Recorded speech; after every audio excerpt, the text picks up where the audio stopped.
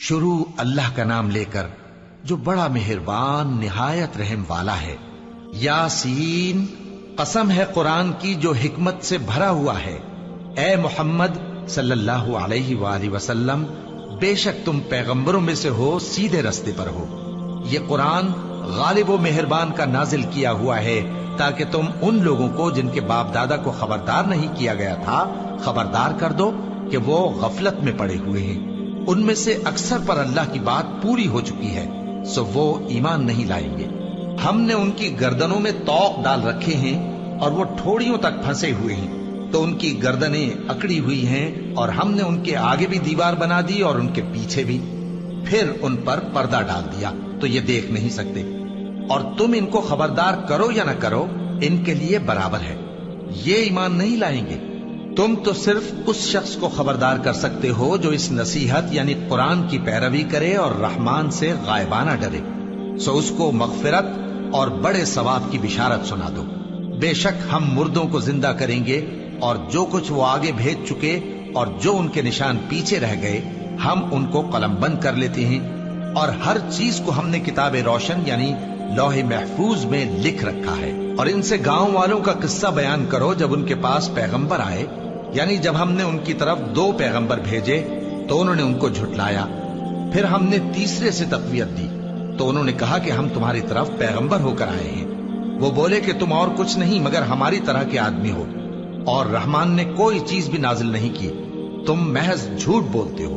انہوں نے کہا کہ ہمارا پروردگار جانتا ہے کہ ہم تمہاری طرف پیغام دے کر بھیجے گئے ہیں، اور ہمارے ذمے تو صاف صاف پیغام پہنچا دینا ہے اور بس۔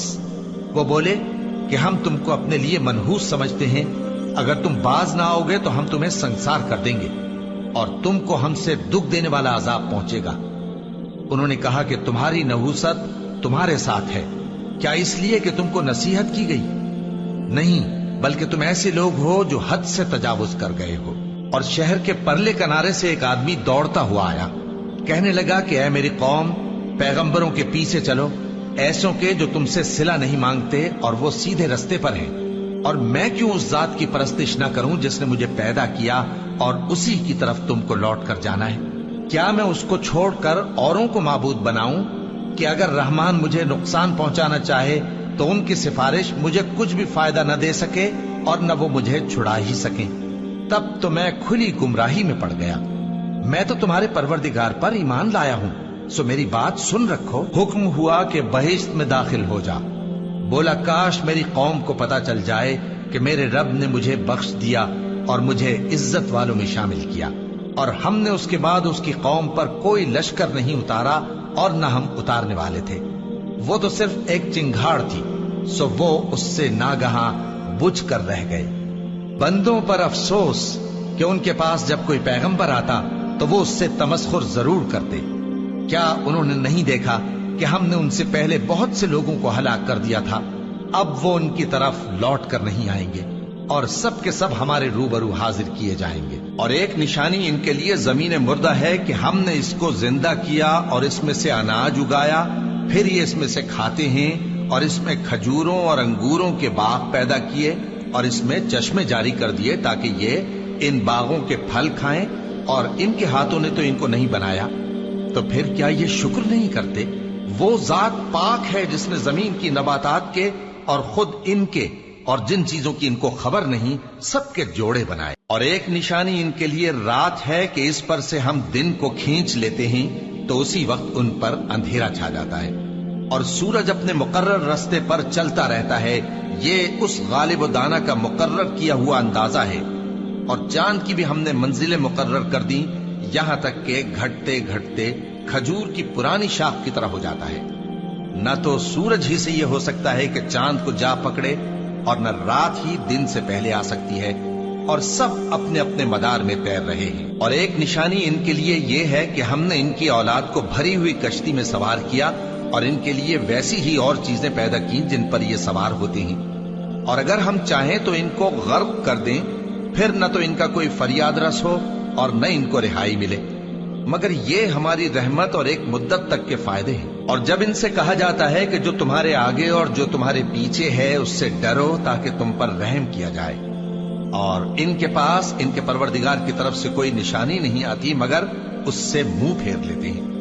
اور جب ان سے کہا جاتا ہے کہ جو رزق اللہ نے تم کو دیا ہے اس میں سے خرچ کرو، تو کافر مومنوں کے متعلق کہتے ہیں کہ بھلا ہم ان لوگوں کو کھانا کھلائیں جن کو اگر اللہ چاہتا تو خود کھلا دیتا، تم تو کھلی گمراہی میں ہو۔ اور کہتے ہیں اگر تم سچ کہتے ہو تو بتاؤ یہ وعدہ کب پورا ہوگا؟ یہ تو ایک چنگھاڑ ہی کے منتظر ہیں جو ان کو اس حال میں کہ باہم جھگڑ رہے ہوں گے آ پکڑے گی، پھر نہ تو یہ وصیت ہی کر سکیں گے اور نہ اپنے گھر والوں میں واپس جا سکیں گے۔ اور جس وقت سور پھونکا جائے گا یہ قبروں سے نکل کر اپنے پروردگار کی طرف دوڑ پڑیں گے، کہیں گے ہائے بربادی، ہمیں ہماری خوابگاہوں سے کس نے جگہ اٹھایا۔ یہ وہی تو ہے جس کا رحمان نے وعدہ کیا تھا اور پیغمبروں نے سچ کہا تھا۔ وہ تو صرف ایک زور کی آواز ہوگی کہ سب کے سب ہمارے روبرو آ حاضر ہوں گے، پھر اس روز کسی شخص پر کچھ بھی ظلم نہیں کیا جائے گا اور تم کو بدلہ ویسا ہی ملے گا جیسے تم کام کرتے تھے۔ اہل جنت اس روز عیش و نشاط کے مشغلے میں خوش ہوں گے، وہ بھی اور ان کی بیویاں بھی سایوں میں تختوں پر تکیے لگائے بیٹھے ہوں گے، وہاں ان کے لیے میوے ہوں گے اور جو وہ منگوائیں گے ان کو ملے گا۔ ان کو پروردگار مہربان کی طرف سے سلام کہا جائے گا اور وہ فرمائے گا کہ گناہ گارو تم آج الگ ہو جاؤ۔ اے آدم کی اولاد، کیا میں نے تم سے کہہ نہیں دیا تھا کہ شیطان کو نہ پوجنا، وہ تمہارا کھلا دشمن ہے، اور یہ کہ میری ہی عبادت کرنا یہی سیدھا رستہ ہے، اور اس نے تم میں سے بہت سی خلقت کو گمراہ کر دیا تھا، تو کیا تم سمجھتے نہیں تھے؟ یہی وہ جہنم ہے جس کے تمہیں دھمکی دی جاتی تھی، جو تم کفر کرتے رہے ہو اس کے بدلے آج اس میں داخل ہو جاؤ۔ آج ہم ان کے منہوں پر مہر لگا دیں گے اور جو کچھ یہ کرتے رہے تھے ان کے ہاتھ ہم سے بیان کر دیں گے اور ان کے پاؤں اس کی گواہی دیں گے، اور اگر ہم چاہیں تو ان کی آنکھوں کو مٹا کر اندھا کر دیں، پھر یہ رستے کو دوڑیں تو کہاں سے دیکھ سکیں گے، اور اگر ہم چاہیں تو ان کی جگہ پر ان کی صورتیں بدل دیں، پھر وہاں سے وہ نہ آگے جا سکیں اور نہ پیچھے لوٹ سکیں۔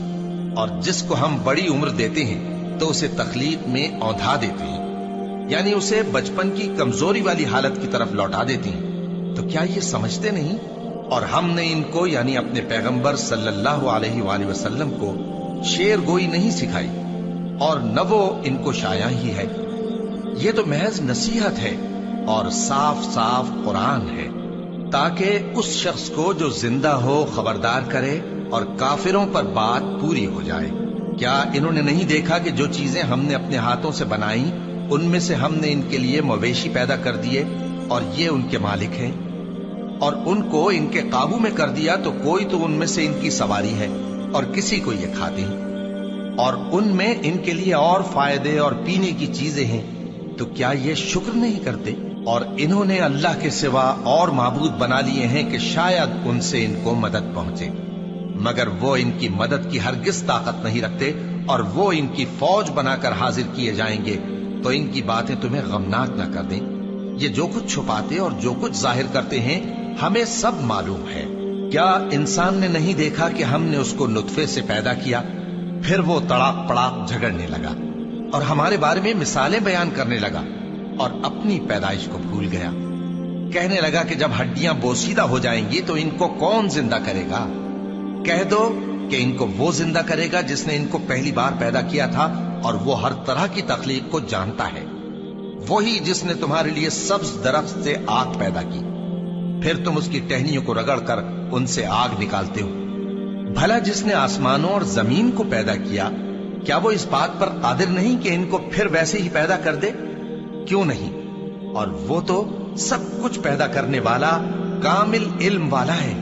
اس کی شان یہ ہے کہ جب وہ کسی چیز کا ارادہ کرتا ہے تو اس سے فرما دیتا ہے کہ ہو جا، تو وہ ہو جاتی ہے۔ وہ ذات پاک ہے جس کے ہاتھ میں ہر چیز کی حکومت ہے، اور اسی کی طرف تم کو لوٹ کر جانا ہے۔